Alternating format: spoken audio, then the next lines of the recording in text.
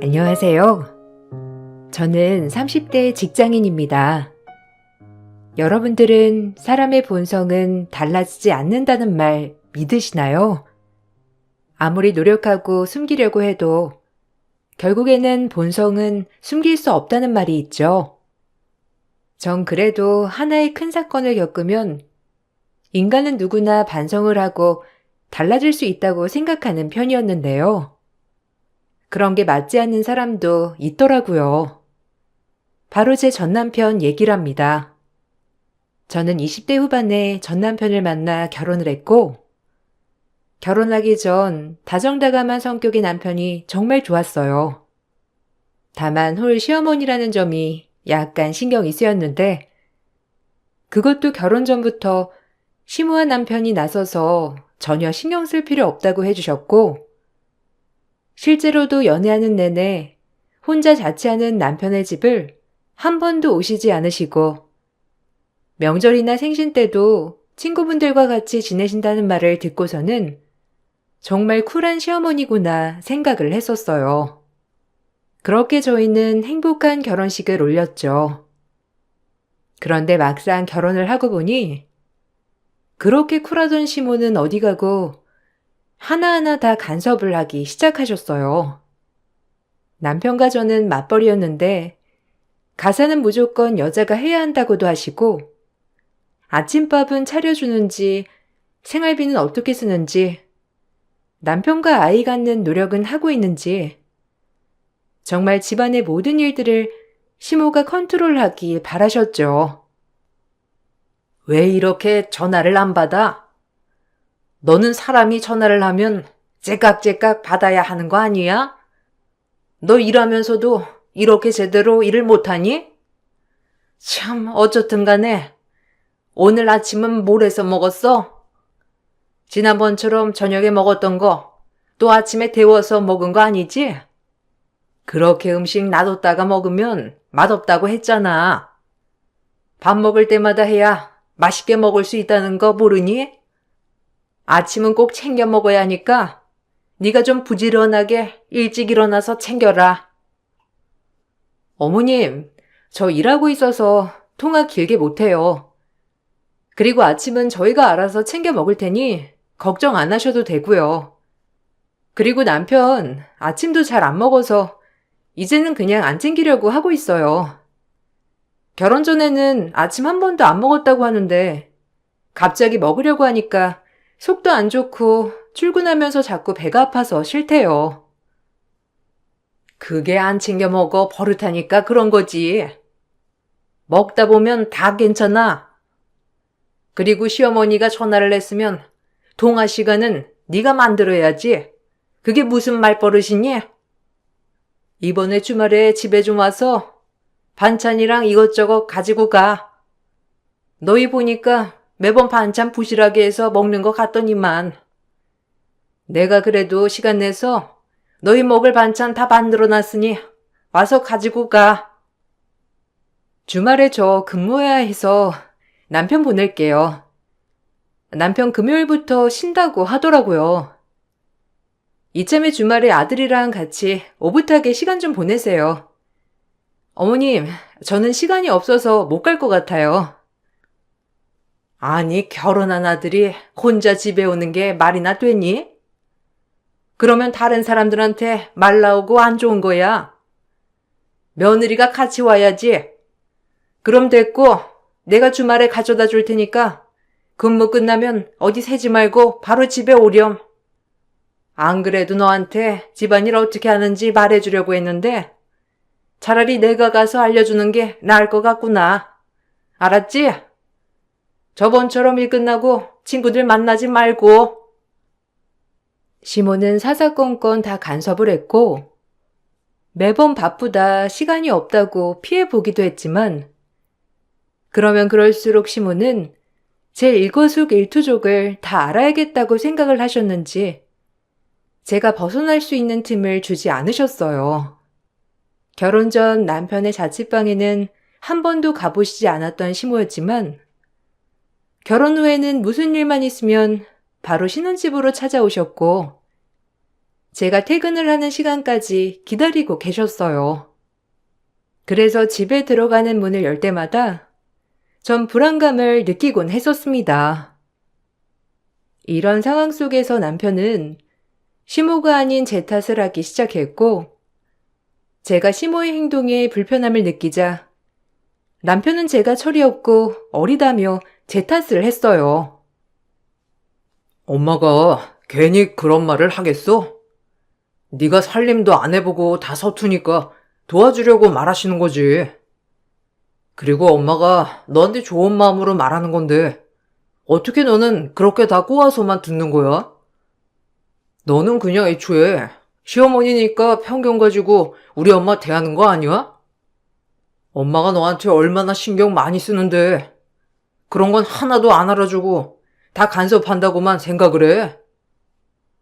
이게 간섭이 아니면 어떤 게 간섭인데?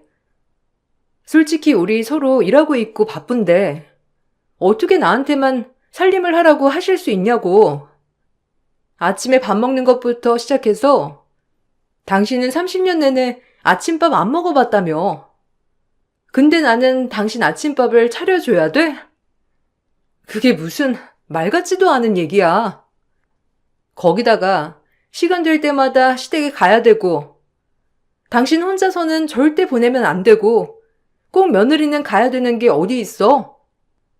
친정에 갈 때는 당신이 불편하니까 나 혼자 가라고 하시잖아. 이게 무슨 말이야? 아니, 엄마가 그걸 나쁜 뜻으로 말했겠냐고. 어찌되었든 남자보다 여자가 좀 더 꼼꼼하게 잘하니까 네가 더 신경 써서 하라는 말이잖아. 엄마가 말을 좀 직설적이게 해서 그렇지. 살림을 당신만 다 하라고 한 거야? 그런 뜻이 아니라니까. 당신이 뭐든 다 꼬아서 들어서 그러는 거야. 그리고 네가 시집살이에 대해서 제대로 몰라서 그러는 건데, 옛날 우리 엄마는 시집살이 당하실 때 시댁 가서 청소며 빨래며 밥이며 다 하고 와서도 혼났어. 그게 시집살인데 너는 반찬 다 받아먹고 살면서 무슨 시집살이 타령이야. 뭐? 당신 진짜 제정신이야? 어머님은 더군다나 가정주부셨고, 아버님 돌아가시기 전까지 일 안 하셨잖아. 그래서 살림하셨던 게 맞는 거고, 나는 맞벌이잖아. 거기다가 그때랑 지금이랑 시대가 다른데, 어떻게 그런 말을 아무렇지도 않게 해? 우리 집에서 당신한테 그렇게 말했어도 불만 없을 수 있어? 당연하지. 나는 장인 장모님께서 나한테 그런 얘기 해주시면 충고라고 생각하고 잘 들을 거야. 당신처럼 이렇게 불평불만 하는 게 아니라 당신이야말로 밖에서 어떻게 일을 하고 다니는 거야? 상사한테도 이렇게 다 불만 표현해? 당신은 진짜 예의가 없어. 엄마가 무슨 말만 하면 대들고 기분 나쁜 티 팍팍 내고 그게 무슨 예의야? 연애할 때 알고 있었던 사람이 어디 갔나 싶을 정도로 남편과 시모는 전혀 다른 사람이 되어 있었어요. 불과 결혼 6개월 차 만에 전 남편과 살아야 하나 말아야 하나 고민해야 하는 지경까지 이르게 되었죠. 그러던 중 또 다른 사건이 발생했어요. 저희는 생활비를 한 통장에 모아서 사용하고 있었는데 어느 날부터인가 생활비 통장에 입금되는 돈이 남편 월급의 반도 안 되더라고요. 처음에는 남편이 결혼 준비하면서 이래저래 쓰는 돈이 많았다면서 말을 하기에 그런가 보다 하고 넘어갔었는데 몇 달을 계속 반도 안 넣는 걸 보고서는 다른 이유가 있을 것 같다 생각이 들었어요. 아, 엄마한테 월급 반 보내드리고 있는데? 나 원래 그렇게 보냈던 거 당신도 알잖아. 결혼 전에 엄마한테 원래 월급 다 맡겼었고, 결혼하고서는 그래도 반만 드린다고 말했어. 처음에는 엄마가 절대 안 된다고 월급 다 관리해주겠다고 하셨는데, 그래도 당신이랑 결혼도 했으니까 이제는 그러면 안 될 것 같아서 앞으로는 반만 드린다고 말했어. 잘했지? 그게 무슨 소리야? 월급을 왜 반을 어머님한테 드린다는 거야? 그리고 당신 월급 아버님 간병할 때 월급 다 쓰는 바람에 모은 돈 없다고 했잖아. 그게 아니라 어머님한테 다 드린 거였어? 그럼 어머님이 모아두신 돈이 있는 거야? 우리 결혼할 때 당신 돈 없다고 해서 내가 모은 돈으로 겨우 결혼 진행했고 집도 못 구해서 내가 살던 전셋집에 들어온 거잖아. 어머님한테 당신 월급 다 보내드리고 있었던 거야? 내가 말 안 했었나? 아빠 간병비야. 보험에서 다 나와서 문제 없었는데? 월급은 애초부터 엄마가 관리했었고, 그리고 나 키워준 값도 있는데, 어떻게 결혼한다고 홀랑 그걸 다 달라고 해. 그건 좀 양심 없지. 그리고 당신도 친정에 용돈 보내드리면서 왜 나한테만 잘못 있다고 말하는데? 그럴 거면 당신도 용돈 보내드리면 안 되지. 이거 가지고 뭐라고 하는 건 좀 너무하다. 지금 그게 말이라고 해? 나는 매달 보내드리는 것도 아니고 생신이며 명절에만 20에서 30만 원씩 보내드리는 건데 그렇게 따지면 나도 결혼하기 전에 모아둔 돈 나 키워준 값이라고 우리 부모님한테 드리고 와도 괜찮다는 거야? 그럼 나 지금 모은 돈 부모님한테 드릴게. 그래야 맞는 거지. 월급 절반이나 어머님한테 보내드리면 우리는 어떻게 생활을 하라는 거야? 당신도 돈 벌잖아. 그리고 지금 모은 돈을 드리는 게 무슨 의미가 있어? 부부가 됐으니 이제 그 돈도 같이 쓰는 거지. 너는 왜 갑자기 돈 타령이야? 너 그렇게 계산적인 사람이었어? 우리 엄마는 혼자잖아. 너희 부모님은 다 계시고, 우리 엄마는 쓸쓸하게 혼자 생활하시는데 좀 더 챙겨드릴 수도 있는 거지. 사람 찔찔하게 그러네. 전혀 이해가 되지 않는 일을 가지고 따져 물으면 남편은 오히려 제가 이상하다며 말을 했어요. 더 이상 심없게 생활비를 이체해드리지 말라고 하니 자기는 절대로 그렇게 말 못하겠다면서 정 원하면 제가 말을 하라고 하더라고요. 그러던 와중에 시모께서 어떻게 하셨는지 저에게 전화를 하시고서는 화를 내셨어요. 전 생활비를 드리지 말라고 했던 말 때문에 그런 줄 알았는데 그게 아니더라고요. 너 아들이랑 얼마 전에 다퉜니? 전화해보니까 너랑 다퉜다고 주말에 못 가겠다고 하더라. 물어보니 나한테 보내는 생활비 때문에 그런 거 같던데. 아무리 그래도 남편이 벌어오는 돈 네가 이래라 저래라 하는 건 좀 아니지 않니? 너도 네 돈 어찌되었든 네 마음대로 쓸 거 아니야. 그러면서 왜 남편 돈은 그렇게 쥐잡듯이 잡는 거니? 그리고 들어보니까 결혼 전에 모아둔 돈도 있었다고 하던데 그걸 왜 네 부모님한테 보내? 이제는 네 남편이랑 공동재산인 거 모르니? 네? 어머님, 애초에 그 돈은 제가 미혼일 때 모아둔 돈이고요. 남편은 거기에 단 1원도 보태준 적이 없어요. 그리고 어머님도 남편이 결혼 전까지 계속 돈 보내드렸다면서요. 월급 다 관리하시고 모아두시기도 하셨다는데 남편이 그거 안 받고 그냥 결혼한 거라고 해서 저도 그럼 저희 부모님한테 다 드리겠다고 말 나온 거예요. 아니 그러니까 그걸 왜 네 부모님한테 드리냐고 내 말은. 이제는 너희는 부부니까 그 돈 부부가 같이 관리해야지. 네가 홀랑 다 부모님 드린다고 하면 그게 맞는 거라고 생각하니? 그거 너 법적으로도 안 되는 거야. 결혼하면 뭐든 다 공동으로 관리하는 거 몰라? 하여튼 헛똑똑이야, 헛똑똑이. 어찌되었든 나는 우리 아들한테 키워준 값으로 돈 받는 거니까 네가 이래라 저래라 할 일은 아니야. 어머님, 근데요. 용돈 챙겨주는 건 저도 크게 뭐라고 하고 싶진 않은데, 월급 절반을 다 주는 건 좀 너무하다고 생각해요. 저희도 생활해야 하고, 어느 정도 모아야 다음에 이사를 가던지 하죠. 지금 이 상황에서는 매달 그냥 생활하는 것밖에 안 되고, 다음에는 이사도 못 갈 수도 있어서 그래요. 죄송하지만 보내드리는 용돈은 조금 줄여야 할 것 같아요. 너는 맞벌이 한다고 그렇게 말하면서 무슨 돈이 모자라? 너도 돈 벌잖아. 그 돈으로 생활하고 모으는 것도 안 되니?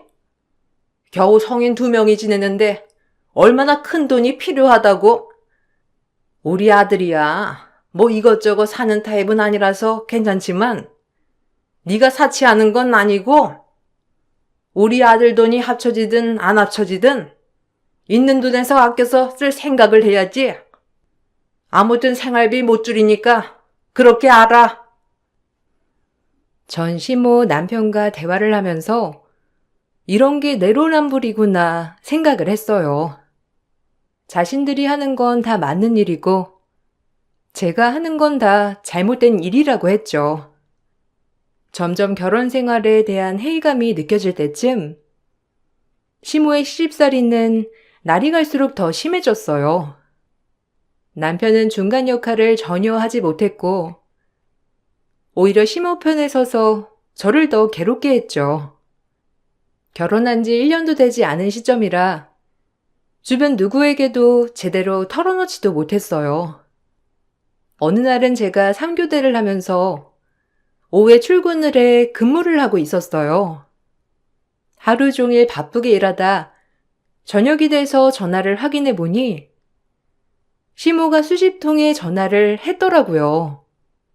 깜짝 놀라서 전화해 보니 시모는 정말 어처구니 없는 말을 했어요. 너, 네 남편 굶겨서 저 세상 보낼 생각이야?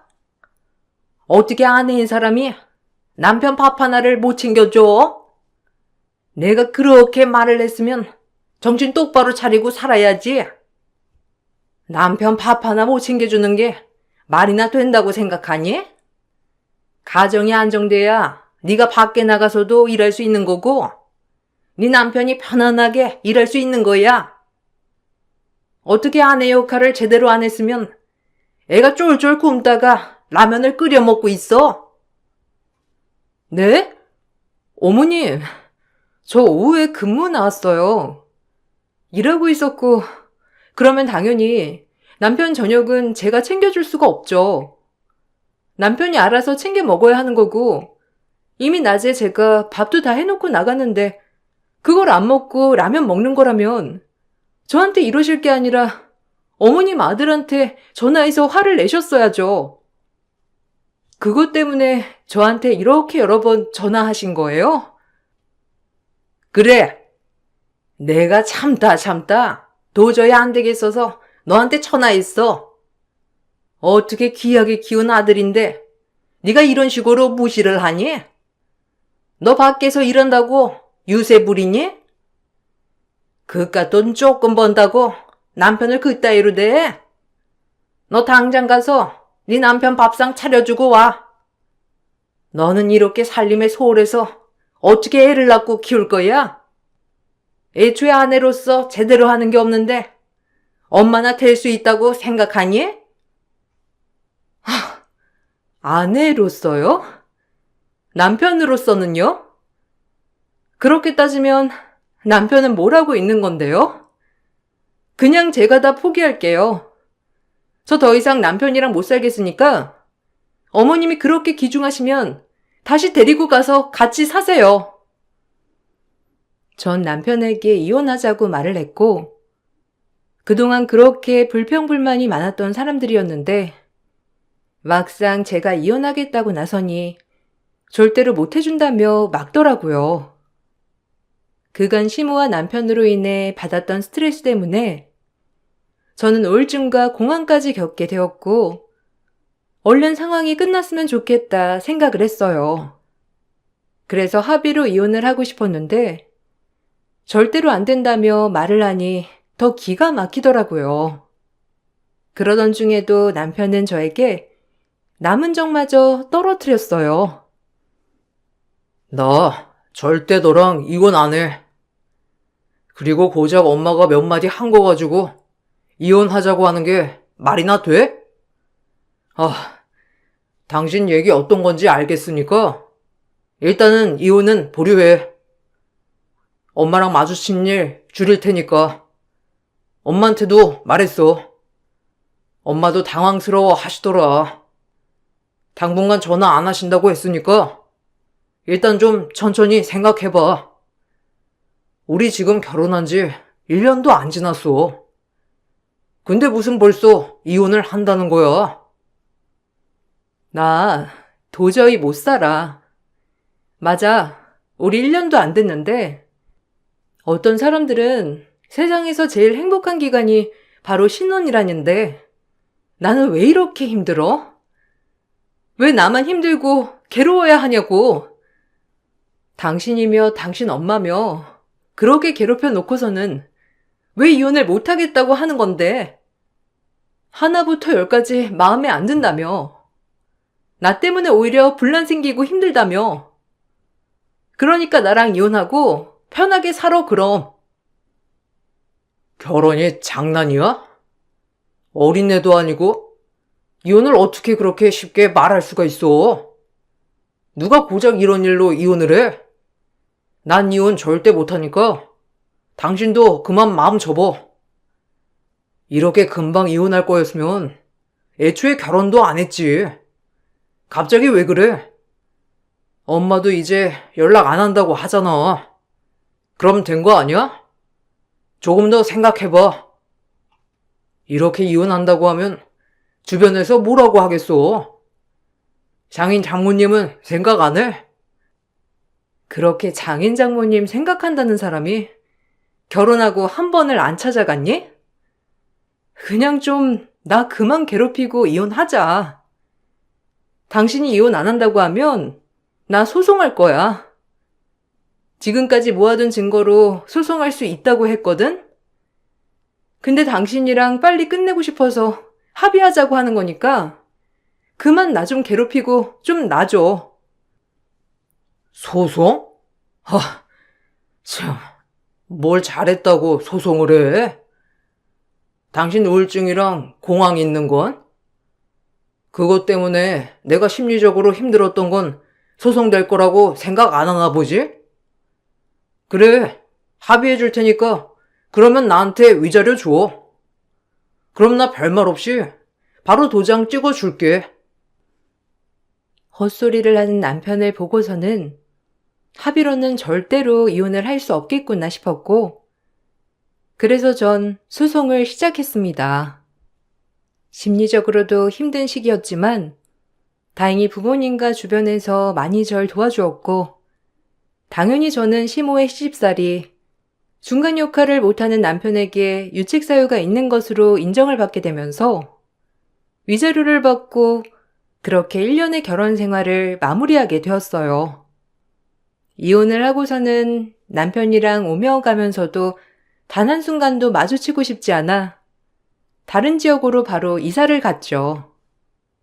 이사를 가기 전까지도 남편은 집을 종종 찾아왔고 경찰을 불렀던 적도 여러 번이었어요. 이사를 가고 나니 남편은 주기적으로 연락을 해왔는데 남편 번호를 차단하니까 전혀 모르는 번호로도 연락을 해 오더라고요. 야, 잘 사냐?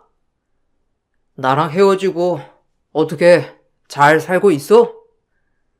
고작 1년 살아놓고서는 무슨 뭐가 그렇게 힘들다고 이혼 소송까지 하고. 참나. 그래도 내가 무섭긴 무서운가 보지? 바로 이사한 거 보니까. 왜 내 전화는 안 받냐? 내가 뭐 전화해가지고 욕을 해 뭐를 해? 그냥 서로 부부였던 사이끼리 편하게 만나고 그러자고 하는 거지. 내가 당신이랑 왜 만나니? 그리고 전화 좀 하지 마.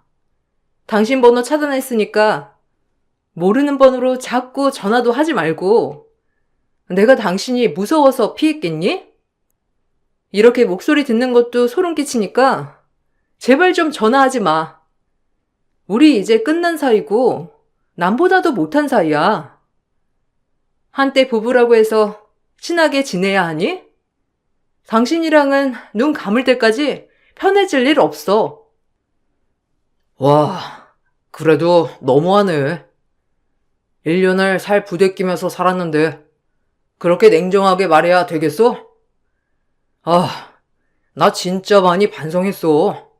엄마도 미안하대. 내가 정말 잘할 테니까 한 번만 나 만나주면 안 돼? 그냥 한 번만 만나주기만 하면 돼.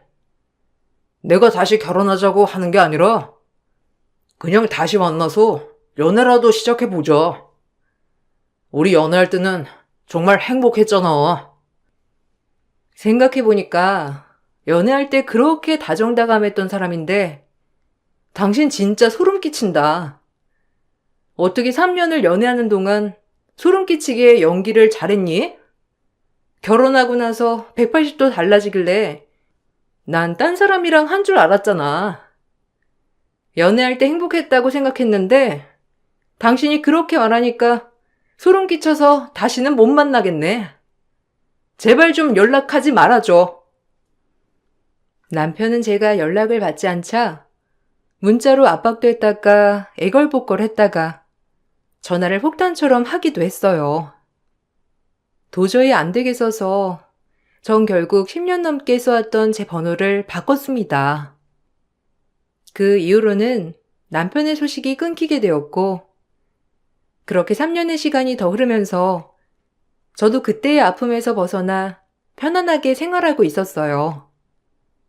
제 기억 속에서도 어느덧 서서히 지워지고 있을 때쯤 얼마 전 사건이 하나 발생하게 되었어요.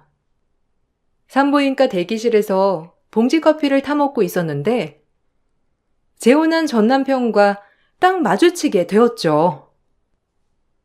이야, 넌 어딜 가나 빈티 장렬이구나. 여전히 꼬질꼬질하고 촌스러운 게 달라진 게 하나 없네. 보아하니 아직도 혼자인 것 같은데. 왜? 이혼했다고 하니까 다들 널 안 만나주디? 하긴 나니까 너랑 살았지. 너 같은 애랑 누가 같이 살아? 너 땅을 치고 후회해도 소용없어. 나 결혼했거든. 근데 넌 여긴 뭐하고 있냐? 이사 갔다고 하더니만 이 지역에서 사냐? 뭔 상관이야. 여기 건물에서 근무하다가 진료 보러 온 거니까 상관하지 마. 네가 결혼을 하든지 말든지 상관없거든? 너랑 말 섞고 싶지 않으니까 제발 아는 척하지 말아줄래? 그리고 내가 결혼을 하든지 혼자든지 아니든지 네가 뭔 상관이야. 너야말로 너 같은 애랑 사는 사람이 있다는 게 참 신기하네. 네 와이프는 네 정체 알고서 만난다니? 아니면 그때처럼 소름 끼치게 다 숨기고서 결혼한 거야? 뭐? 이게 봐주니까 못하는 말이 없어. 야, 네가 잘나면 뭘 얼마나 잘났다고 그렇게 당당해? 내가 뭘 숨겼다고?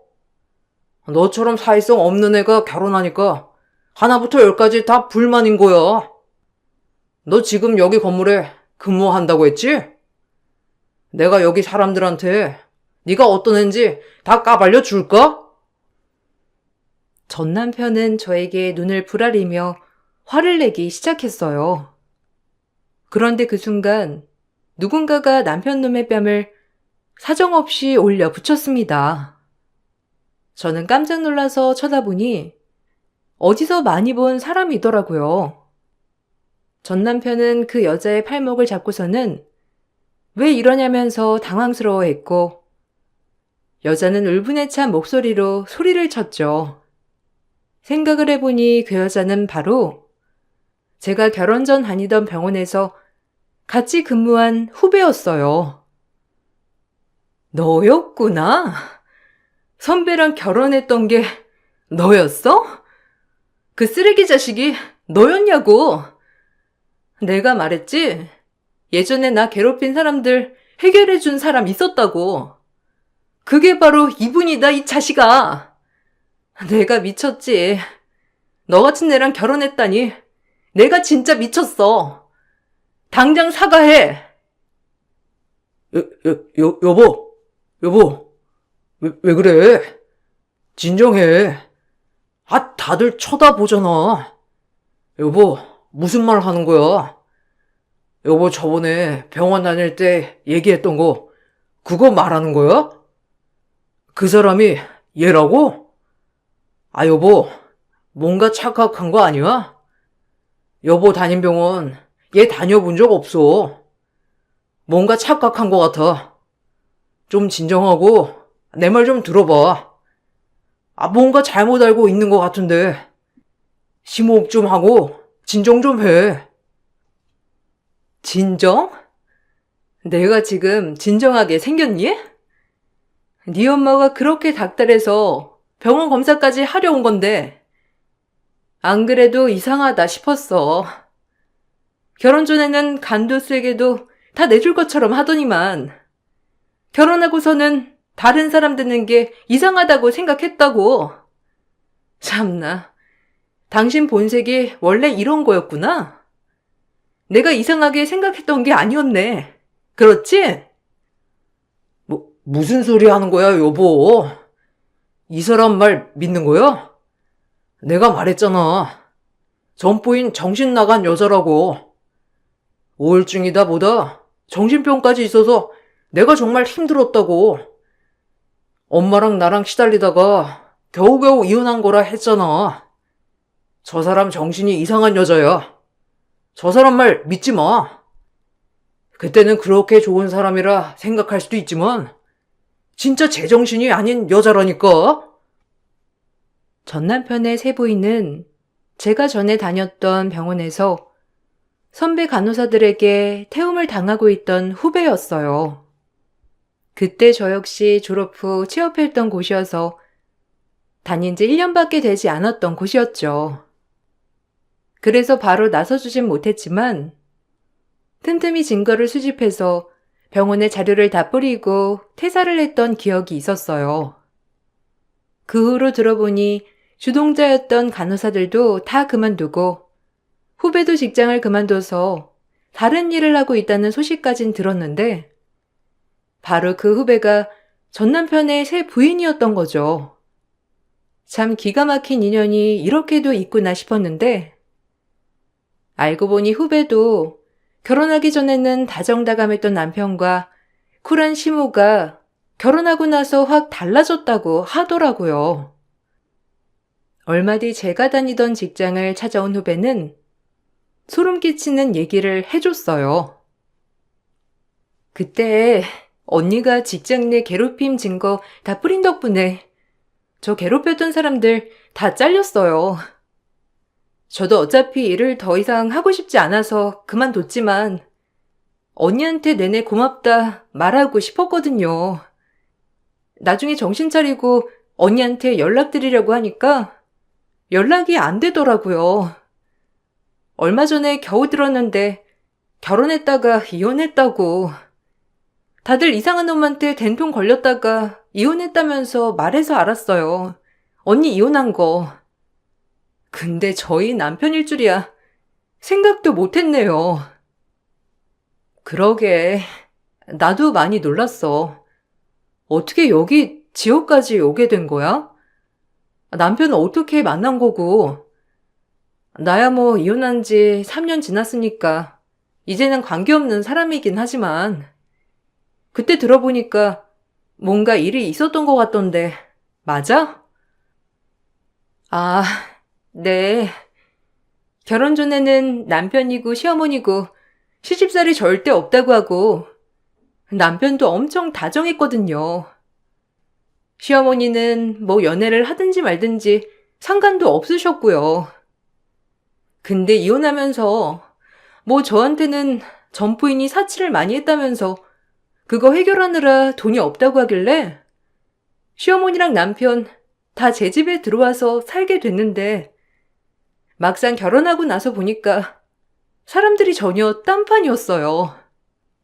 어머님은 임신 언제 하냐면서 닥달하고 저한테 무슨 문제 있는 거 아니냐고 하고 살림 하나하나 다 간섭하고 남편은 시어머니가 좋은 말 해주는데 무시하냐고 하고 그날도 하도 병원 좀 가보라고 해서 검사 받으러 간 거였거든요.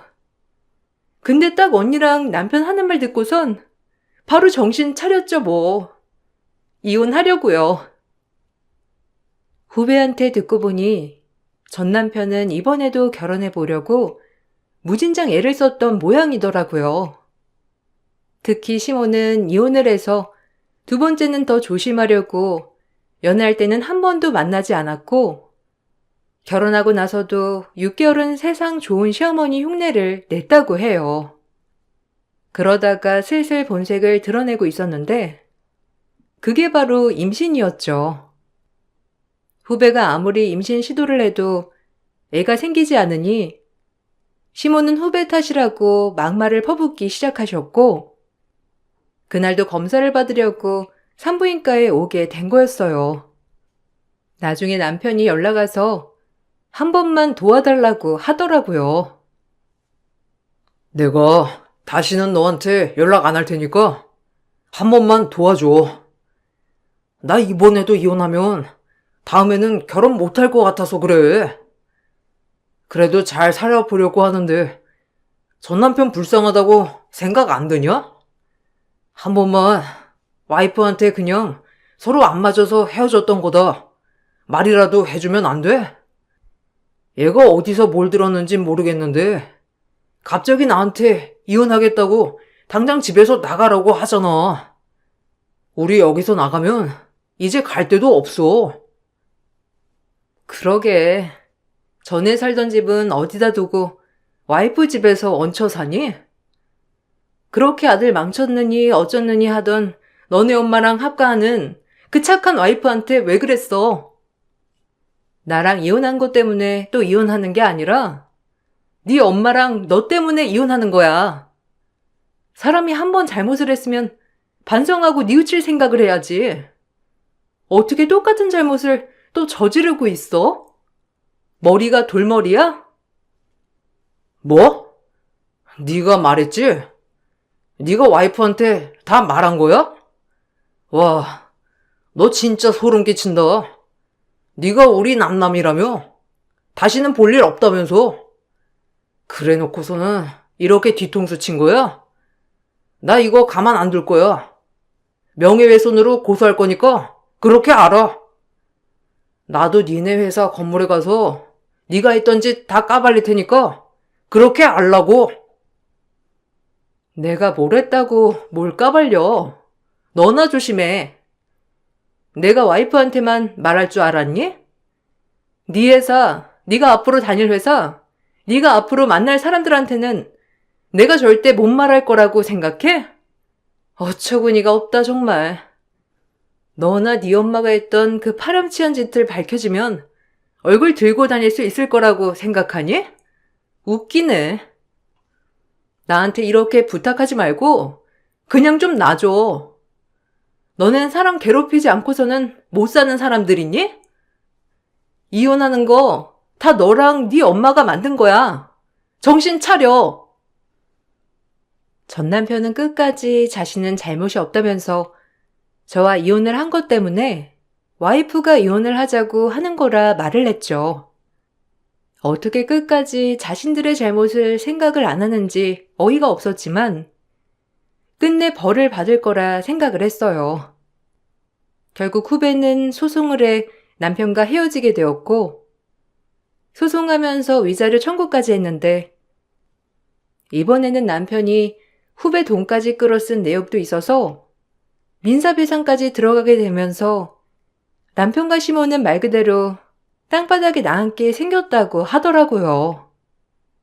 위자료로 그나마 있던 돈까지 탈탈 털어냈고 쫓겨나게 되었는데 갈 곳이 없어 두 사람 모두 친척집, 지인집을 전전하며 살고 있다고 들었어요.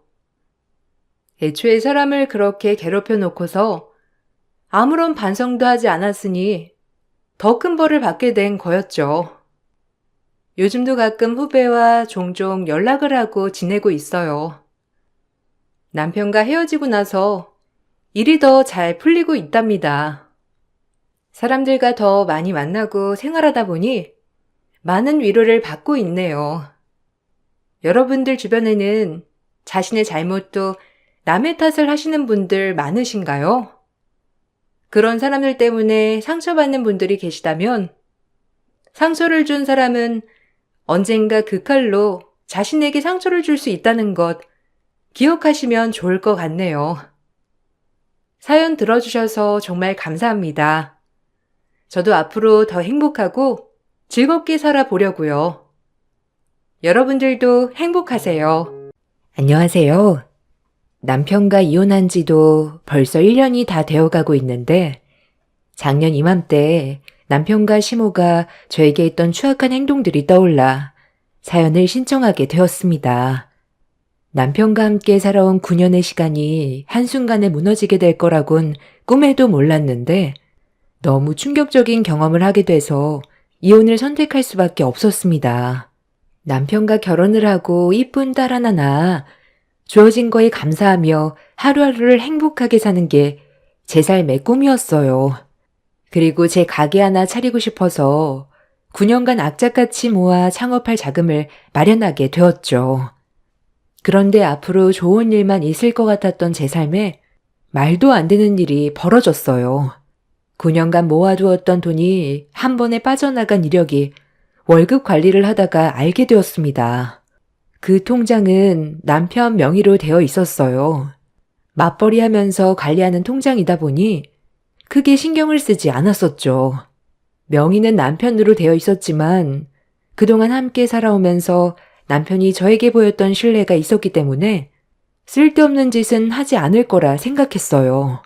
그리고 그만큼 믿었기 때문에 남편의 명의로 된 통장이라도 부부니까 문제가 생기게 될 거라곤 상상조차 하지 못했습니다.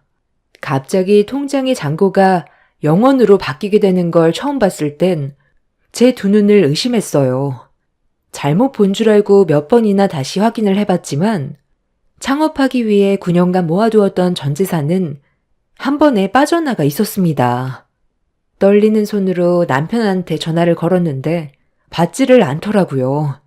전혀 예상하지 못했던 일이 벌어져 어떻게 해야 될지 몰라 안절부절 못하면서 남편한테 쉬지 않고 전화를 걸었어요. 그렇게 수십 번의 전화 연결 끝에 남편과 통화가 이루어졌는데 제가 말을 걸어도 답이 없더라고요.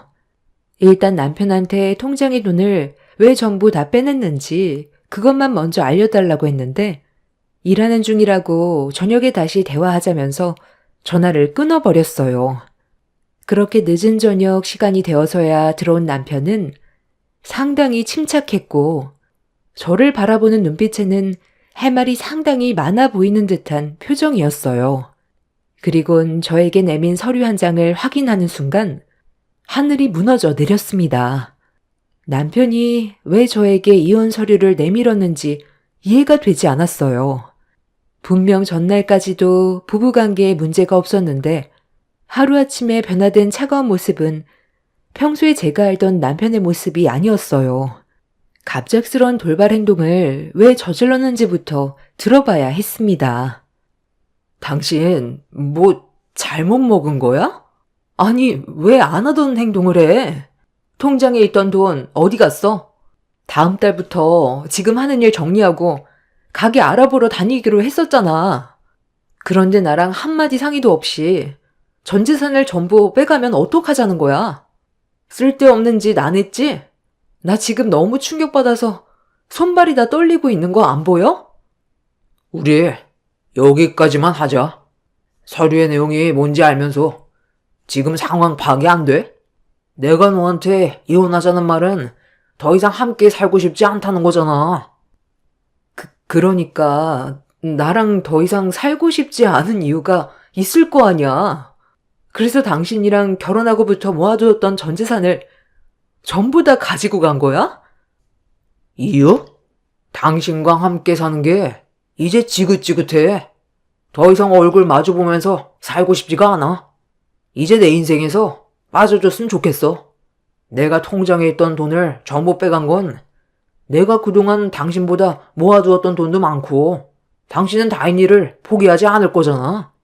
내가 데리고 가면 네가 그만큼 힘들어할 게 뻔하니까 그래서 다인이를 포기하는 대신 나는 돈을 선택한 거야. 어차피 당신은 돈보다 다인이를 선택할 거 아니야? 그래서 가져간 거니까 이혼 서류에 도장이나 찍어. 너 정말 웃긴다. 아이를 데려가는 사람이 재산을 더 가져가는 게 정상 아니야? 그만큼 양육비가 더 많이 드는데? 원래 이렇게 무서운 사람이었어? 전날까지 웃고 지내면서 평소와 다를 게 없던 사람이 하루아침에 통장에 있던 돈 전부 다 빼가고 이혼 서류 내밀면 내가 당연하게 받아줄 거라 생각했어? 대개 남자들이 이런 식으로 갑자기 이혼 통보하는 건 100이면 100 다른 여자가 생긴 거겠지. 언제부터야? 나 말고 다른 여자랑 바람난 게 언제부터였냐고? 말을 못하는 거 보니까 확실하게 맞는 것 같네. 이런 식으로 나오면 내가 순순히 이혼해 줄 거라 생각했니? 너도 나랑 9년간 함께 살아오면서 느끼고 있었잖아. 우리 관계 오래 갈 수 없다는 거 알고 있었으면서 새삼스럽게 이제 와서 혼자 억울한 척이야? 내가 너를 대하는 행동이나 말투들 감정 없이 나오는 말인 거 알고 있었잖아. 창업하겠다고 지금까지 악착같이 모아둔 돈으로 가게 하나 차렸다가 폐업하면 그게 무슨 소용이야? 9년의 세월 한 번에 날리는 거잖아. 네가 특별하게 뭘 잘하는 것도 아니고 그냥 음식점 하나 차려서 먹고 살겠다고 했다가 결국 9년간 모아둔 돈 탕진하면 그게 더 손해 아니야? 너랑 창업하려고 결혼한 줄 알아? 내가 버는 돈 제대로 쓰지도 못하고 맨날 가난에 쩔어서 사는 것보단 차라리 이혼하고 내가 원하는 삶 사는 게 훨씬 낫지. 나도 이제 이런 지긋지긋한 삶에서 벗어나고 싶어. 너랑 함께 살다간 이 가난에서 절대 못 벗어나겠다. 그러니까 결국 당신은 나 말고 다른 여자가 생겼다는 거네? 이거에 대해 명확한 답을 하지 않고 돌려 말하는 것 보면 확실하게 나 말고 다른 여자를 만나고 있었던 거잖아. 그럼 나도 조용히 넘어갈 순 없지. 나 또한 피해본 부분에 대해서 소송 준비해야 되겠네. 그리고 그 전에 내가 9년간 모아두었던 돈 전부 제자리로 돌려놔. 네가 모아둔 돈만 가져가면 되지. 왜 내가 모은 돈까지 빼가는 건데? 어차피 더러운 싸움으로 이어질 텐데 나도 끝까지 내 집은 찾아올 테니까 두고 봐. 돈을 전부 가져가 버린 남편한테 제가 모은 돈을 달라고 했지만 끝까지 주지 않더라고요. 그날 남편과 대판 싸우게 되었고 끝까지 제가 모은 돈을 돌려주지 않길래 이 문제에 대해 법적 소송을 제기할 거라고 했어요. 남편은 해볼 테면 해보라며 되려 저에게 큰소리 치는데 갑자기 왜 이렇게 변한 건지 이해할 수가 없었습니다. 저희 부부 사이 심각할 정도로 문제가 있다고 느낀 적이 없었는데 갑자기 변해버린 남편의 모습이 당황스러웠고 배신감에 결국 눈물이 터져 나오게 되었네요. 9년간 악착같이 살았던 제 삶이 무엇을 위해 달려왔는지 모르겠더라고요. 그저 행복하길 바랐었고 남편과 함께 살아온 세월이 헛되지 않았다고 생각했는데 좋은 날만 꿈꿔왔던 제 인생이 무너지게 되자 아무것도 하고 싶지가 않았어요. 남편은 그날 저와 한바탕 하고 난 뒤 다시 집 밖으로 뛰쳐나가 버렸습니다. 예고도 없이 찾아온 남편의 이혼 통보에 힘들었지만 저보다 아무것도 모르는 제 딸은 무슨 죄길래 어린 나이에 헤어짐을 받아들여야 한다는 게 너무 불쌍했어요. 그날 테이블 위에 올려져 있는 이혼 서류를 한참 동안 바라보면서 많은 생각을 해봤는데 이대로 남편과 헤어지는 게 저와 제 딸을 위한 길인 건지 혼란스러웠습니다. 1년도 아닌 9년이라는 시간 동안 함께 살아오면서 많은 것들을 해왔었기 때문에 하루아침에 정리가 될 수 있는 문제는 아니었어요. 나를 꼴딱 세우면서 고민 끝에 내린 결정은 시부모님한테 저희 부부가 현재 위태롭다는 걸 알리고 어떻게 하면 이 문제를 바로잡을 수 있을지 의논을 해보는 게 맞을 것 같다고 판단하게 되었습니다. 그래서 다음날 날이 밝자마자 시댁으로 향했어요. 그렇게 시부모님과 얼굴을 마주했는데 분위기가 심상치 않더군요. 설마 어머님 알고 계셨어요? 그이가 바람 피우고 있는 걸 알면서 그동안 모른 척하고 계셨던 거예요? 저와 제 딸이 받을 상처는 신경도 안 쓰셨어요? 사람 인생이라는 게 평탄하기만 하면 재미가 없잖니. 롤러코스터처럼 굴곡이 있어야 인생이 재미난 거지. 맨날 일하고 돈만 모아서 뭐하게? 아둥바둥 살아서 너희들 삶이 나아졌니? 창업하려고 9년의 인생을 갈아 넣었는데 성공할 수 있다는 보장은 있고 내 주위에서 창업했다가 망한 사람이 수두룩하고 빚만 산더미처럼 불어난 사람들이 대부분이다. 창업은 아무나 하는 줄 알아? 너 딱히 계획도 없잖아. 9년간 돈만 모을 줄 알았지. 어떤 식으로 창업을 할지 체계적으로 계획을 세운 거라도 있니? 무작정 일을 벌인다고 모든 게 해결되면 너도 나도 창업하지 누가 남의 밑에서 월급 받아가며 일하겠어? 내 아들도 너랑 살면서 미래가 보이지 않으니까 이혼 결정한 거지. 인생이 돈만 모으려고 사는 건 아니잖아?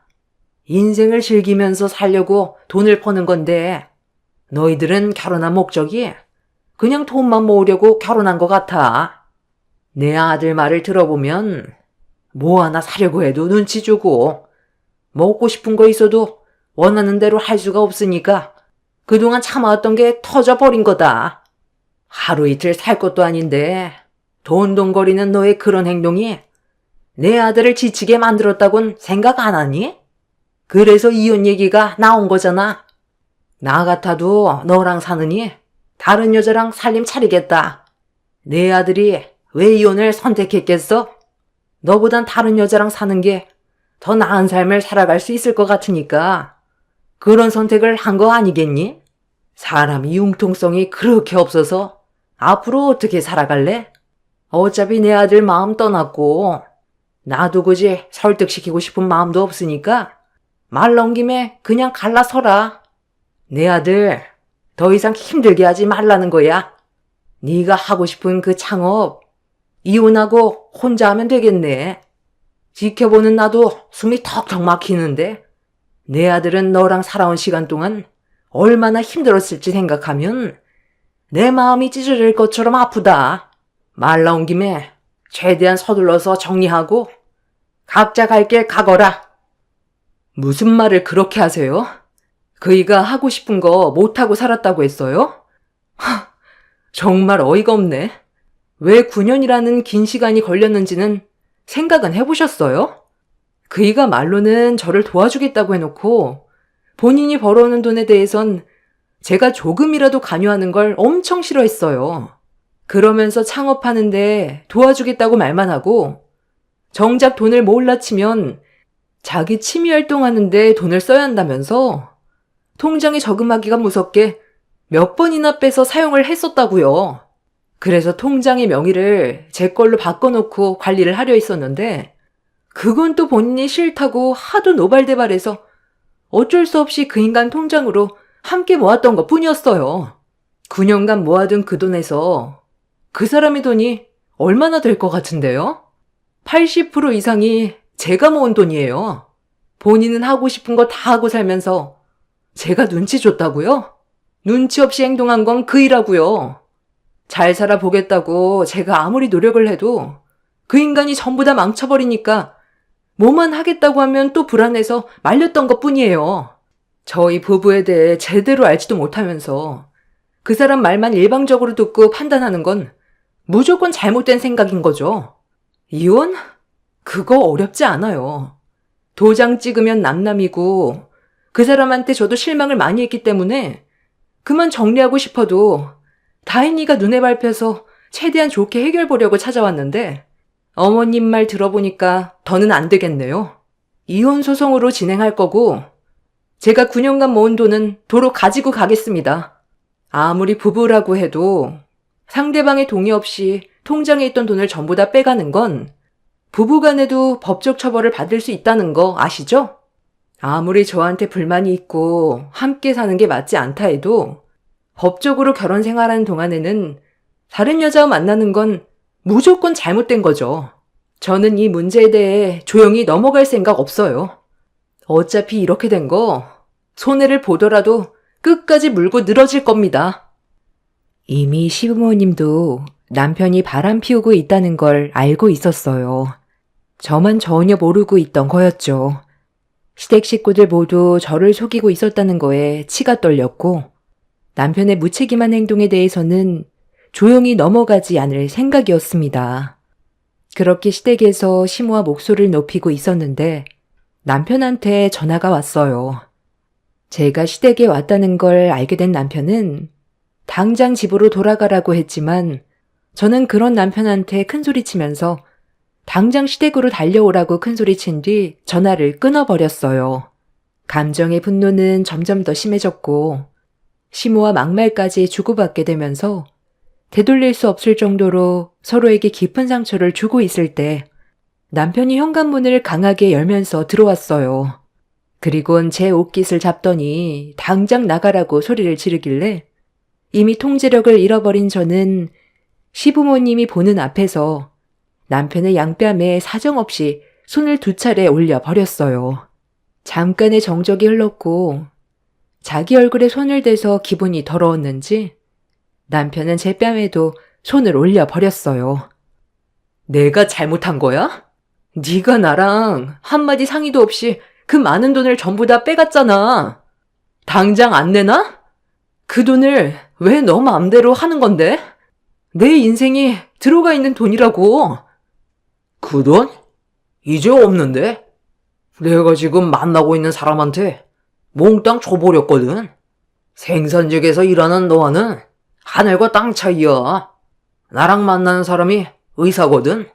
너랑 이혼하고 나랑 새 출발하기로 이미 대화가 끝난 상태야. 치과를 개원하고 싶은데 돈이 많이 모자란다고 해서 그 돈 내가 몽땅 줘버렸어. 어차피 나랑 이혼하면 재산 분할해야 되는데 뭐하러 귀찮게 분할을 하고 그래? 그냥 너는 다인이 데리고 가면 된다고 했잖아. 너까지 게 창업한다고 해서 돈을 벌 수 있을 것 같냐? 머리가 좋아야 사업도 잘하지. 너처럼 생산직이나 다니는 사람들이 돈 좀 모았다고 창업했다가 쫄딱 망해서 결국 길거리에 주저앉는 거 다반사야. 나는 지금 만나는 그 사람한테 투자를 한 거고 미래를 약속받았어. 너와는 마인드 자체가 다른 사람이야. 이혼 소송을 가겠다고? 해볼 테면 한번 해봐. 네가 원하는 돈을 가져가겠다면 나는 다인이를 데리고 가겠다고 소송을 할 테니까 한번 갈 때까지 가보자고. 어차피 막장까지 가게 될 것도 생각하고 있었거든. 너 진짜 개쓰레기다. 어느 누가 너 같은 놈을 만나주겠어? 그녀는 눈깔이 삐었대?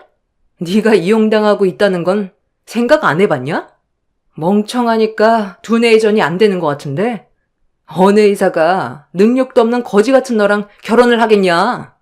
그 여자는 병원을 개원하고 싶은데 돈이 없으니까 너랑 잠깐 만나주면서 살살 굴린 다음 돈만 뜯어낼 생각인 거 모르냐? 지나가는 빙충이도 그건 다 알겠다. 네가 뭘 안다고 그 사람에 대해서 함부로 판단하는 건데? 이미 그 사람과 나는 평생을 함께하기로 약속까지 했어. 너처럼 그런 저급한 생각을 가지고 있는 사람인 줄 알아? 그러니까 너는 항상 제자리인 거야. 평생 생산직에서 핸드폰 부품 조립이나 하면서 살아. 이제 제발 내 인생에서 빠져달라고. 남편의 충격적인 말에 분노가 끌어올랐어요. 얼마 만나지도 않은 그 상간녀에게 제가 피땀 흘려 모은 돈을 고스란히 다 바쳤다는 말을 들었을 때 저는 이미 제정신이 아니었습니다. 치과 의사라는 그 여자가 정신 나갔다고 능력도 없는 남편을 평생 데리고 살겠어요. 평범한 직장에 다니는 남편이 이미 저와 한번 결혼했고 애까지 있는 마당에 치과 의사인 여자가 많고 많은 남자들 중에 남편을 선택한 이유는 제가 봤을 때 이용해 먹기 딱 좋아 보여서 그런 것 같았습니다. 정말 한심했고 사기당하기 딱 좋은 그런 놈이었죠. 저는 그 자리에서 상간녀를 사기꾼으로 경찰서에 신고를 넣었습니다. 남편은 뭐 하는 짓이냐고 저에게 화를 냈지만 제 돈을 찾기 위해서는 이 방법밖에 없었어요. 그렇게 경찰들이 찾아와 남편이 저지른 행동에 대해 조사가 진행이 되었고 내연녀가 어디 치과에서 근무를 하고 있는지 알아낼 수 있었습니다. 그렇게 경찰들과 함께 치과로 찾아가게 되자 남편이 갑자기 저를 가로막아섰어요. 그냥 조용히 넘어가자고 했지만 제가 남편의 말을 들어줄 상황은 아니었습니다. 그 돈은 앞으로 저와 제 딸이 살아가기 위해서 정말 중요한 돈이었거든요. 그렇게 안내 데스크에서 상간녀의 이름을 대니 담당 치과 의사 한 명이 걸어 나왔어요.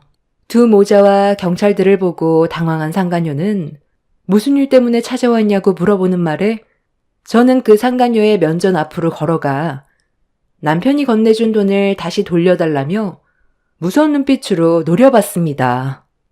그제야 사태 파악이 됐는지 기분 나쁜 미소를 띠면서 이미 그 돈은 개원비로 전부 써버렸다며 자기한테 돈이 없다고 고개를 돌려버리더군요. 그 모습에 분노한 저는 상간녀의 머리채를 잡아 사정없이 흔들어 버렸습니다.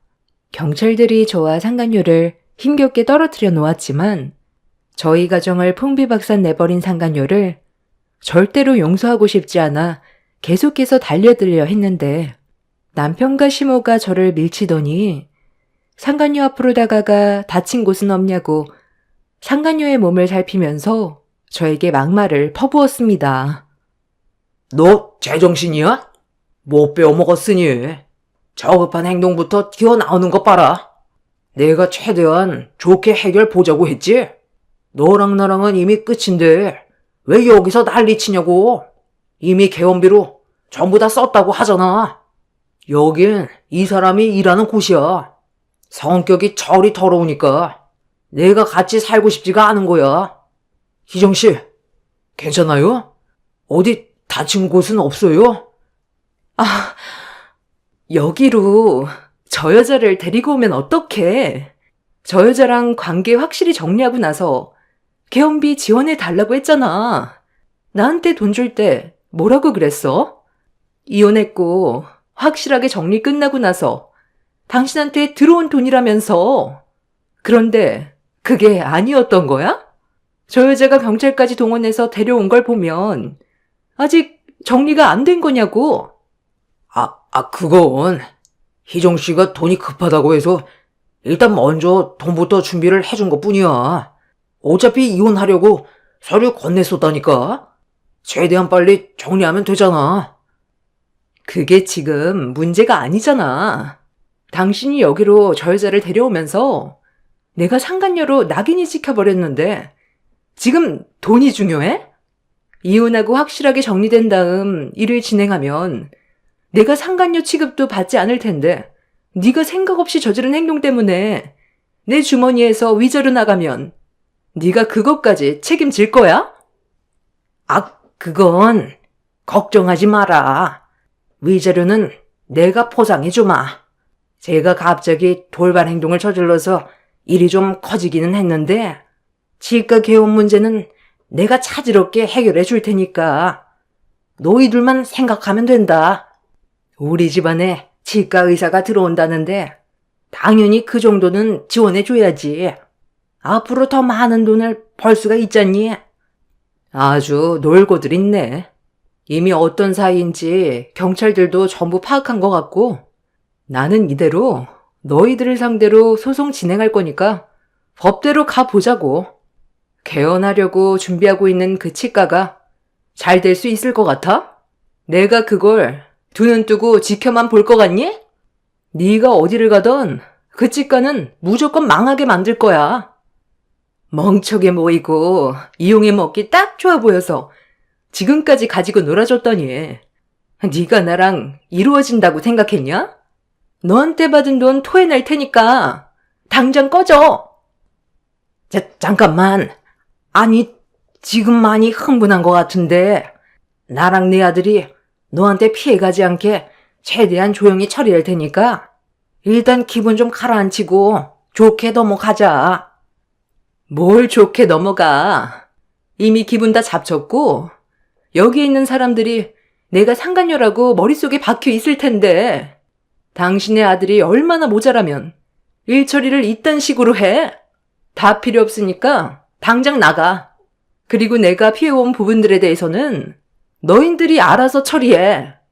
너희들 때문에 내 이미지는 물론 우리 치과 이미지까지 전부 손상됐잖아.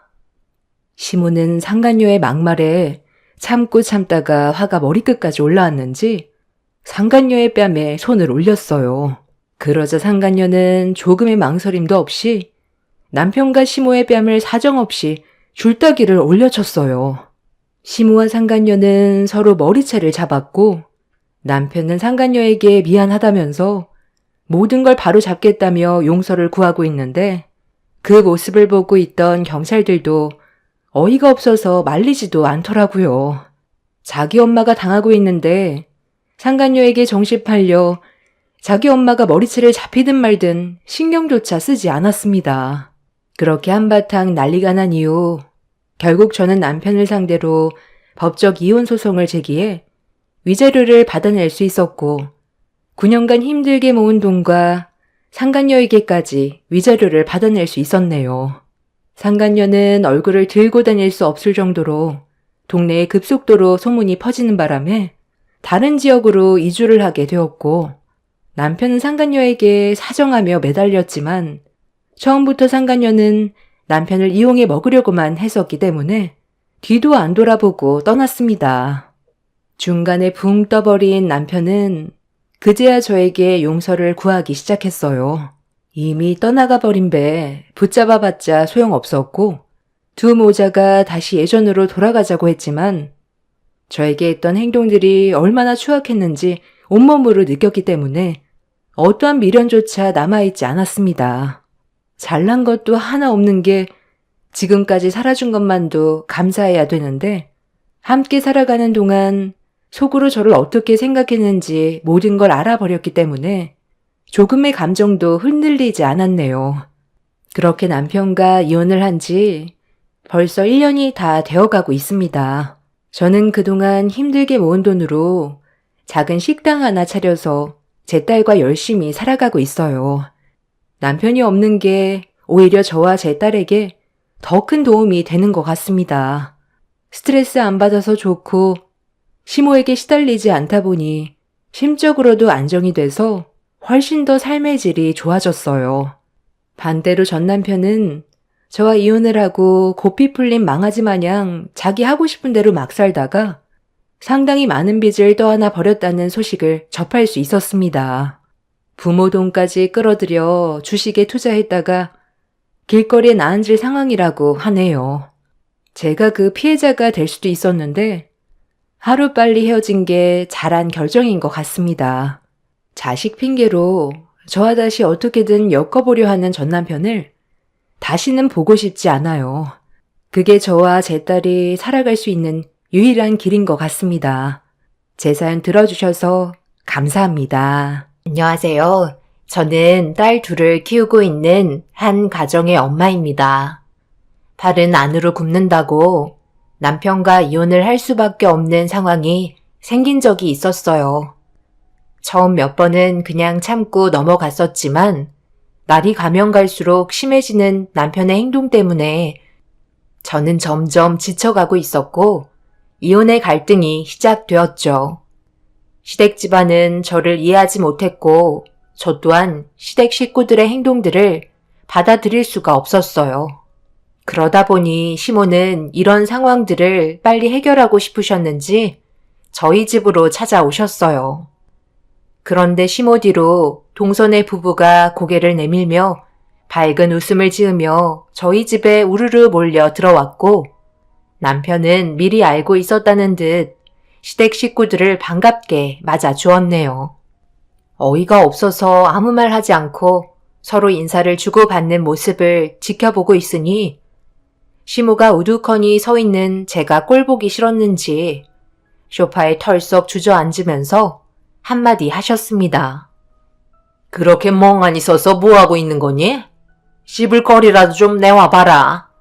이쪽 동네는 차가 많이 막혀서 오는 데만도 한참 걸리니까 스트레스를 많이 받았는지 좀 출출하네.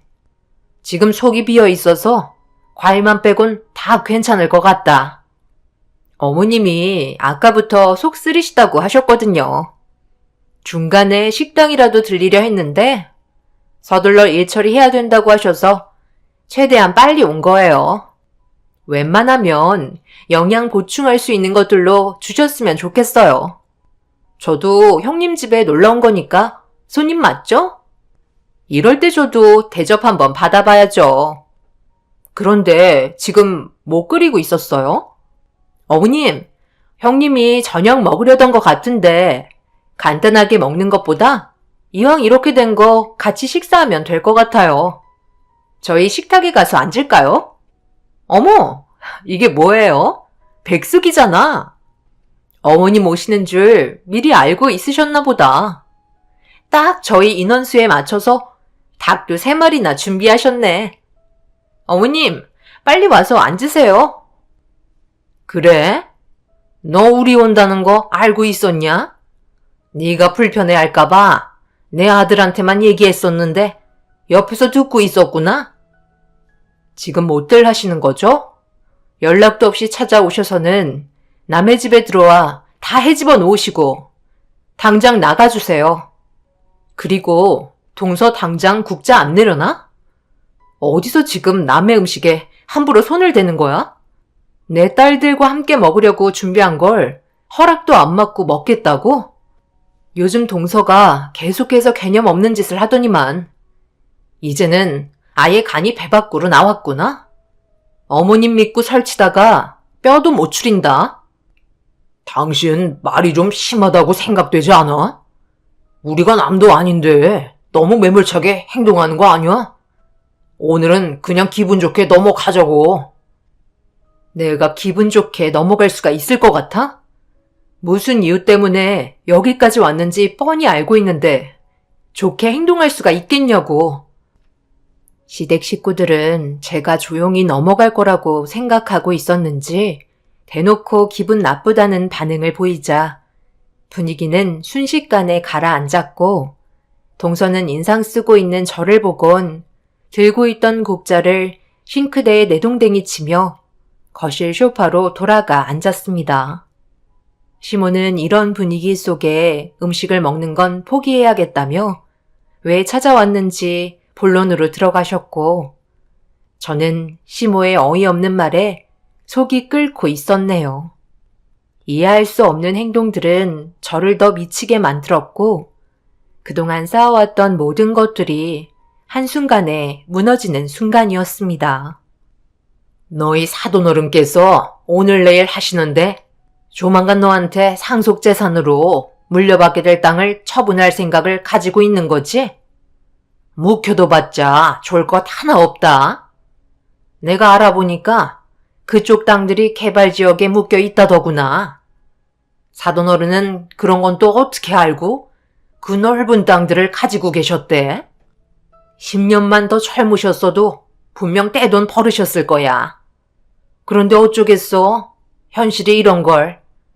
일단 눈앞에 돈이 들어왔으니 그 땅을 처분하고 현금으로 보유할 생각이라며 당장 먹고 살 걱정부터 해야 하니까 시애미가 봤을 때도 그렇게 하는 게 훨씬 이득인 것 같긴 하다. 처분하면 거의 10억 정도의 큰 돈을 얻을 수 있을 것 같다고 얘기하던데 내 말이 맞지? 당신은 내가 예전에 얘기했던 걸 그대로 어머님한테 전달해 드렸구나. 아직 해결된 거 하나 없는데 당신 입방정 때문에 상황을 이런 식으로 만들어? 나중에 따로 얘기 좀 하자. 어머님은 제가 어떻게 대처해 주길 원하시는데요? 여기까지 찾아오신 이유가 있으실 거잖아요. 동선의 가족을 데려온 거 보면 무슨 계획이 있으신 것 같은데 일단 드러나 볼게요. 이어서 말씀해 보세요. 어차피 질질 끌어봤자 좋을 것 하나 없으니 속 시원하게 터놓고 얘기하마. 아무래도 집안을 일으켜 세우는 데는 여자보다 남자들이 훨씬 경제 능력이 뛰어나잖아.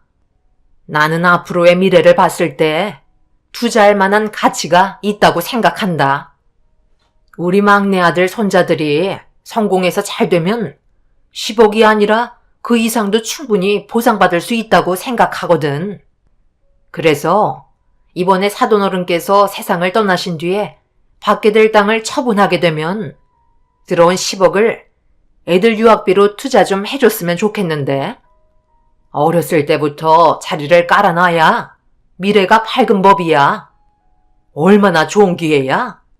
막내 아들 손자들이 잘 돼서 둘 다 의사가 되면 10억은 우습게 벌어들일 테고 너한테도 더 큰 이익으로 돌아오지 않겠어? 무덤까지 따라가는 게 가족인데 우리가 너한테 10억 받았다고 입 싹 닫고 살겠어? 다시 한번 말하지만 집안의 남자들이 튼튼한 기둥이 되어야 자리를 잡고 살 수 있는 거다. 그러니까 어머님은 동선의 자식들한테 10억을 투자하라는 말씀이시네요. 미리 유학 보내서 밝은 미래를 만들어 주겠다는 거잖아요. 그럼 제 딸들은요? 그냥 집에서 숟가락만 빨고 있으라는 말인가요? 동서는 돈 없어? 본인들이 벌어서 자식들 키워야 하는 거 아니야? 예, 너는 무슨 말을 그렇게 하니? 남자랑 여자랑 같아? 너희 애들은 얼굴만 잘 가꿔두면 성인이 됐을 때 좋은 남자 물어올 수 있잖아. 여자는 무조건 미모와 몸매가 되면 다른 건 다 필요 없어. 중졸만 돼도 데려갈 놈들 지천에 깔렸는데 뭐가 걱정이라는 거야? 시모의 말에 어이가 없었고 동서내외는 옆에서 고개를 끄덕이며 자기 자식들의 미래 좀 밝혀달라며 손을 벌리고 있었습니다. 아빠가 세상을 떠나신 것도 아니고 살아계신 상태셨는데도 벌써부터 들어올 돈을 생각하고 자기들끼리 계획을 세웠다는 게 황당할 뿐이었어요. 내 기분은 모른 채 남편도 옆에서 동생네 좀 도와주라고 같이 거들어주고 있는데 모두들 저를 바라보고 있는 눈빛은 사심이 가득해 보였고 어떻게 해서든 저에게 들어올 재산을 갈취하려고 눈에 불을 켜고 있었습니다. 결국 화가 머리끝까지 올라와 더 이상 듣고 싶지 않다며 당장 나가라고 소리를 지르자 시모는 제가 번 돈도 아니고 공짜로 들어온 걸 혼자서 다 먹으려 한다면서 되려 더 큰 목소리로 반박하셨습니다.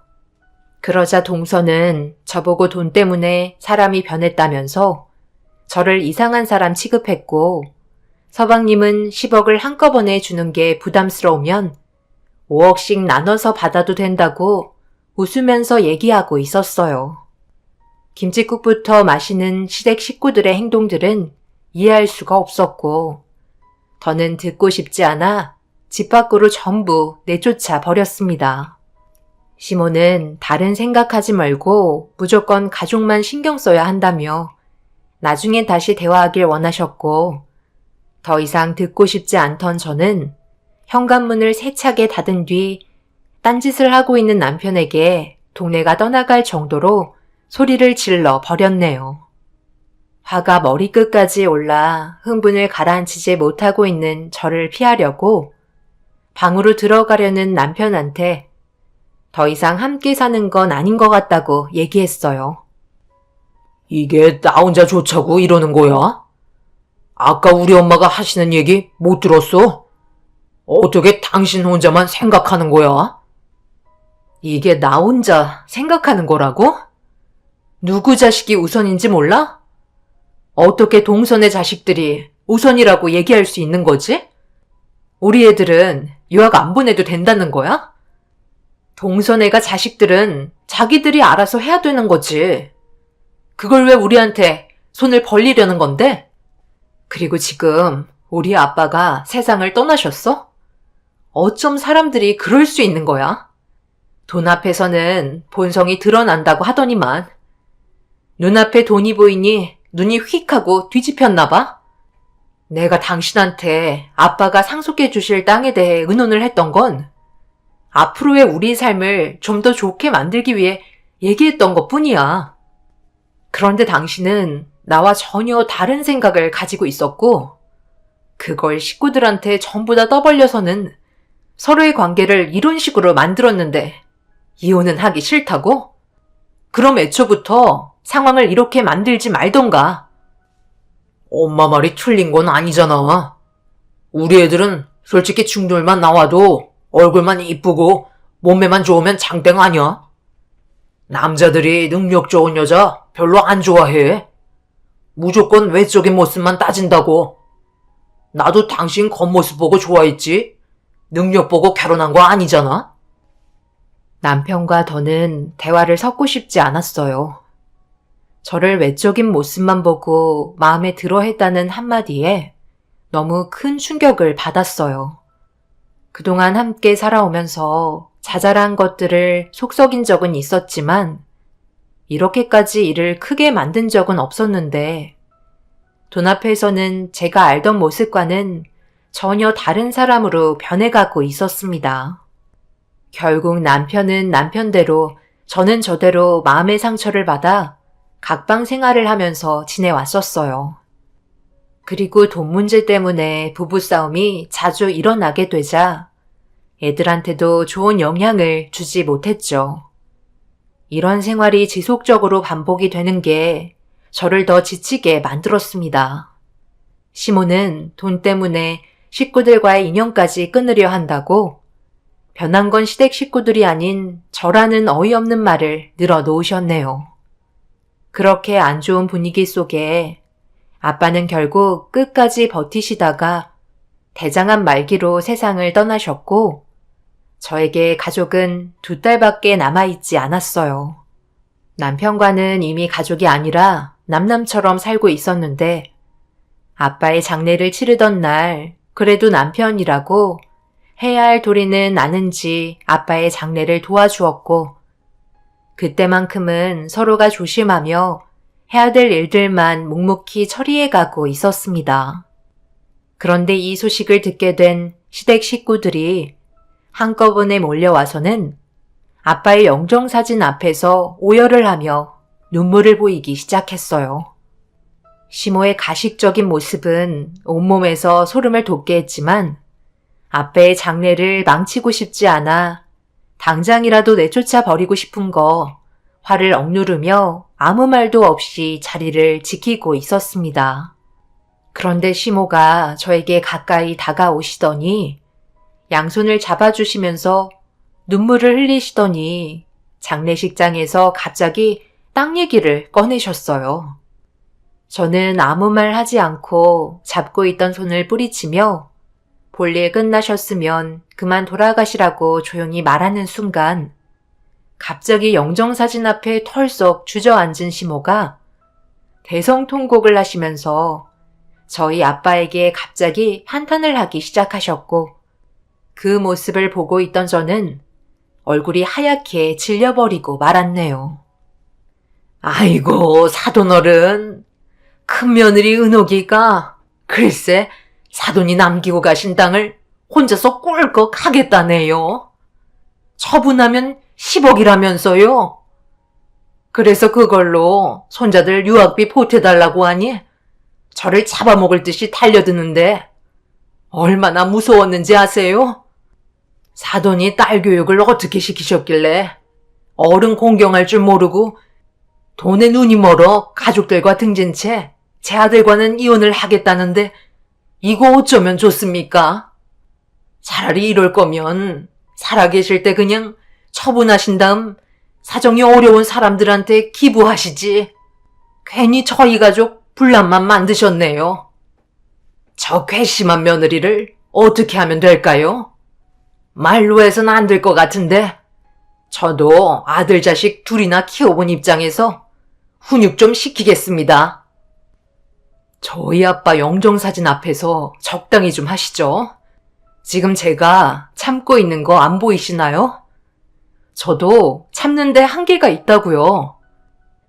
너 사돈어른 장례식 망치고 머리채 뜯기고 싶지 않으면 적당히 찢어라. 어디서 어른이 얘기하는데 대들고 있어? 그냥 하라면 고개 숙이고 들어오면 될 것을 뭘 잘했다고 눈을 치켜 세우는 거야? 다시 한번 말하지만 시애미가 얘기한 대로 진행하거라. 제가 정신 나갔다고 동선에 애들 유학 보냈는데 10억을 주겠어요? 그이랑 이혼하기로 결정했으니 이제 그만하시죠. 언제부터 저를 가족으로 생각하셨나요? 첫째도 딸 낳고 둘째도 딸 낳았다고 그동안 찬밥 신세에 명절날 온갖 잡일은 다 시켜놓고 아들 둘 낳은 동서랑 비교질 하면서 시댁에서 밥 한 숟갈 제대로 뜨지 못하게 하셔놓고 이제 와서 가족? 지나가던 개가 웃겠습니다. 저는 이 집안에 10원도 아깝다고 생각하는 사람이에요. 당장 저희 아빠 장례식장에서 나가주시죠. 얘 말하는 것 봐라. 네가 지금 돈을 쥐고 있다고 해서 눈에 패는 게 없지? 많은 사람들 앞에서 머리채 뜯기고 싶어? 그리고 나도 조의금 냈는데 당연히 육개장 한 그릇 먹을 수 있는 권한은 있다고. 내 말 안 들려? 상 차려 달라니까? 당신들한테 줄 음식 없으니까 조의금 도로 가져가세요. 그리고 오늘 이 시간 이후부터 저는 더 이상 이 집안의 며느리 아니니까 다시는 얼굴 볼 일 없었으면 좋겠네요. 그리고 10억을 달라고 얘기하신 분께서 이걸 조의금이라고 주신 건가요? 시모의 이름이 적힌 부의금 봉투를 꺼내 들자 뭔가 이상하다고 느껴서 열어보니 그 안에는 1,000원 한 장이 들어 있었습니다. 그리고 동서 내외의 조의금 봉투에는 3,000원이 들어가 있었네요. 저희 아빠의 장례식에 무슨 생각으로 온 건지 이해할 수가 없었습니다. 저희 집안에 떨어지는 돈을 아깝게 생각하고 있으면서 10억의 재산을 갈취하려는 심보가 정말 사악하게만 느껴졌네요. 결국 육개장 한 그릇 줄 마음도 없다며 조의금 봉투를 던져버리자 시모는 저에게 달려와 결국 머리채를 잡으며 난리를 치고 말았습니다. 집이 가난해서 1,000원 한 장 넣었는데 육개장 한 그릇도 줄 수 없는 거냐고 입에 담지도 못할 욕들을 퍼부으셨고 주변 사람들이 겨우 말려서 시모와 분리될 수 있었습니다. 마음대로 모든 일이 풀어지지 않자 화를 삭히지 못한 채 분노하셨습니다. 결국 아빠의 지인분들께서 시댁 식구들 전부를 밖으로 내쫓아 버리셨고 남편은 어떻게 해야 할지 몰라 눈치만 보고 있자 당장 내 눈앞에서 사라지라고 소리를 지르면서 남편도 쫓아내 버렸습니다. 그렇게 홀로 아빠의 장례를 끝내고 너덜거린 상태로 집으로 돌아와 남편에게 이혼 서류를 던져 주었고 도장을 찍으라는 말에 불안한 표정을 보이더니 그 자리에서 무릎을 꿇었습니다. 당신이 무슨 잘못을 했는지 알아? 전혀 인지 못하고 있으면서 무작정 무릎부터 꿇으면 모든 게 해결이 된다고 생각해? 앞으로 평생 입 닫고 살 테니까 한 번만 용서해줘. 나는 당신 없으면 못 사는 거 알고 있잖아. 갑자기 이혼하자고 하면 어떡해? 내가 갑자기 이혼하자고 그랬어? 몇 달 전부터 그런 거 같은데? 그리고 우리 아빠 장례식장에서 어머님이 그 난리를 쳤는데 당신 뭐하고 있었어? 남일인 것 마냥 접시에 올려져 있는 전 먹으면서 구경하고 있었잖아. 그 와중에 전이 목구멍으로 들어가디? 그건 내가 장인어른 장례식 도와드리면서 제대로 챙겨 먹지 못했잖아. 그래서 약간 현기증이 나더라고. 당연히 싸움을 말려야 하는 게 맞지만 장인어른 지인분들께서 말려주셨잖아. 나는 그 틈에 배 좀 채우고 있었던 것뿐이야. 그래야 또 일을 하지. 지금 그걸 말이라고 하는 거야? 남들이 우리 가족을 뭐라고 생각하는 줄 알아? 집안이 아주 개차반 집안이란다. 아빠 앞에서 얼마나 창피했는지 당신은 전혀 모르지? 그 상태에서 전으로 배를 채우는 게 아닌 시모와 나를 뜯어 말렸어야 했다고. 지금까지 내가 왜 이 집구석에서 참고 살았는데 애들만 아니었어도 나는 당신이랑 벌써 이혼했다고. 빨리 도장 찍어. 남편은 한 번만 봐달라고 애원했지만 더 이상 이 집안과의 인연을 만들고 싶지 않았습니다. 남편은 혼자서 도저히 안 되겠던지 전부 다 집으로 불러들였고 동네가 떠나갈 정도로 한바탕 난리가 난 상태로 시모가 장례식장에서의 분이 안 풀렸는지 막말을 퍼부으면서 갑자기 제 얼굴에 손을 올려 붙였습니다. 돈 앞에서 위아래도 없냐며 욕설을 퍼부으는 순간 저는 남편의 양뺨에 사정없이 손을 올려 붙였고 당황한 시모는 자기 아들 뺨에 손을 댔다며 저에게 또 한 번 손을 대셨네요. 시모가 제 얼굴에 한 번 손을 대면 저는 남편의 얼굴에 2번 손을 댔습니다. 결국 옆에서 지켜보고 있던 동서내외까지 합세하며 시모를 거들면서 집안은 난리가 나자 주민들의 신고로 경찰들이 오면서 상황은 정리가 될 수 있었네요. 그날 이후 남편과는 이혼 소송까지 가게 되었고 결국 제가 원하는 대로 남남으로 살아갈 수 있었어요. 눈앞에 10억이 멀어지자 시모는 배가 아팠는지 혈압이 올라 쓰러지셨고 그 모습을 끝으로 2번 다시 시댁 집안과는 만날 일이 없었습니다. 그렇게 이혼을 한 뒤로 딸들과 함께 살아가며 전보다 안정적인 가정 환경을 누릴 수 있었고 남편은 자기 자식들 얼굴은 한 번도 보러 온 적이 없었어요. 애들도 남편을 보고 싶어 하지 않았지만 나중에 알고 보니 시모가 딸들은 아무짝에도 쓸모없다며 다른 여자 만나 새 출발하라고 서둘러 또 다른 여자를 소개해주고 있었네요. 다른 여자의 치마폭에 둘러싸여 있으니 자식들이 짐처럼 느껴졌을 테고 만나고 있는 여자와 시모의 입김에 자식들과의 인연까지 끊어버린 남편은 더 이상 애들 앞에 나타나지 않았습니다. 저는 오히려 좋았어요. 또 다른 스트레스를 받지 않아도 되니 좀 더 아이들한테 집중할 수가 있었네요. 시간이 지날수록 저희 가정의 목표는 뚜렷해졌고 애들도 자신들이 원하는 삶을 살기 위해 열심히 앞만 보며 달려왔었어요. 그리고 저는 아빠가 남겨주신 재산으로 작은 사업을 시작하면서 아이들한테 아낌없는 지원을 해주었네요. 그렇게 바쁜 삶을 살다 보니 어느새 원하는 인생의 목표에 달성할 수 있었고 2 딸들은 많은 사람들에게 인정받는 직업을 가질 수 있었습니다. 그런데 사람이면 정말 질기다고 원치 않는 장소에서 몇십 년 만에 시댁 식구들과 마주치게 되었습니다.